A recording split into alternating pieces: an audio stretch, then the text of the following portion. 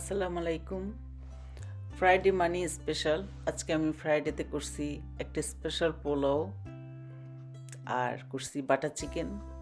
যদিও আমার মানে চ্যানেলে আছে বাটার চিকেন, আমি আগেও করছি, কিন্তু আজকে আবার নতুন করে যখন করতেছি ভাবলাম ভিডিও করি।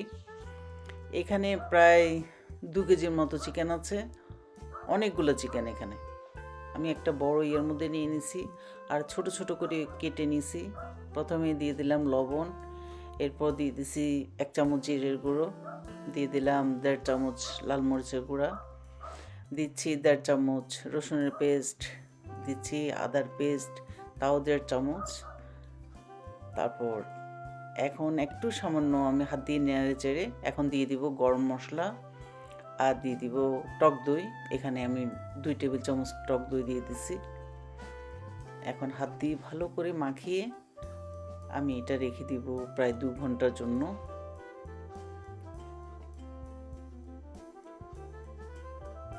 2 ঘন্টা পর একটা প্যানে আমি তেল বসাই দিছি। আপনারা চাইলে এটা ডিপ ফ্রাই করতে পারেন, আমি অল্প তেলে করব, সেজন্য হালকা তেল দিয়ে দিছি। তারপর এখন আমি একটা চামচের সাহায্যে বাস দিয়ে আর খুলে খুলে দিতে হবে, প্রত্যেকটা পিস খুলে খুলে দিলে তাহলে সুন্দর সিদ্ধ হবে। আর আমি ঢাকনা দিয়ে একদম ভালো করে এটা ভেজে নেব, যেহেতু আমি অল্প তেলের মধ্যে করতেছি।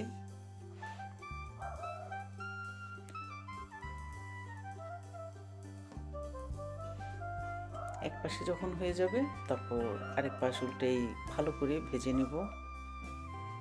আর আমি যেহেতু সবগুলো একসাথে করব, আমার এই প্যানে হবে না, তখন আমি প্যানটা চেঞ্জ করলাম।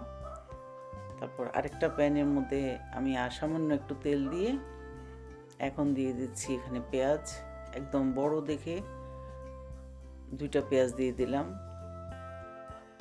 তারপর দিয়ে দিচ্ছি এখানে টমেটো, এখানে আমি টমেটো দিয়ে দিচ্ছি 2-3টা টমেটোকে কেটে। তারপর দিচ্ছি আদার পেস্ট 1 চামচ, রসুনের পেস্ট 1 চামচ দিয়ে দিচ্ছি।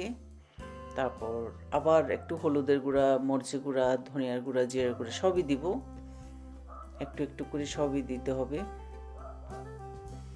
একটু ভেজে নিচ্ছি, ভাজার পর তারপর এখন স্পাইসগুলো দিয়ে দিব।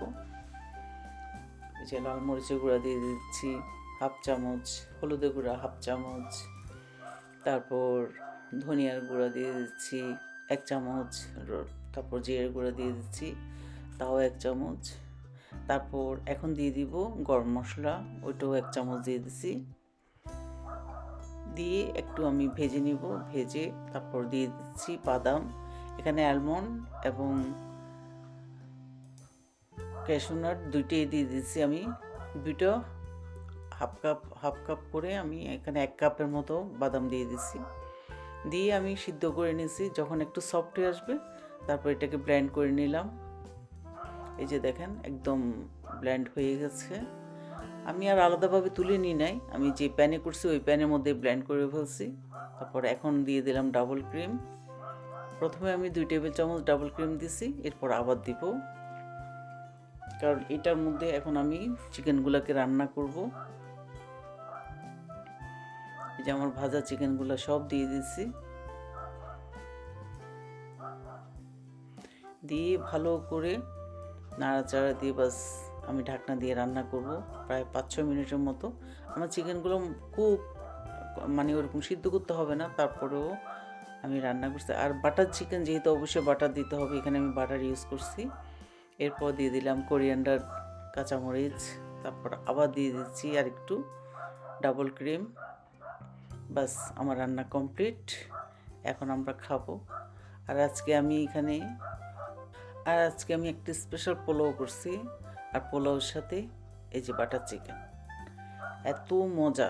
শুধু আপনি বাটার চিকেন দিয়ে সব কিছু মানে পুরো ভাত খেতে পারবেন, এত মজা হয়েছে। আর আমি উপর দিয়ে একটু জাস্ট গার্নিশের জন্য দিয়ে দিচ্ছি একটু ক্রিম। বাস আমার বাটার চিকেন এবং স্পেশাল পোলাও কমপ্লিট। দেখেন কি নাইস হয়েছে, খুবই লোভনীয়।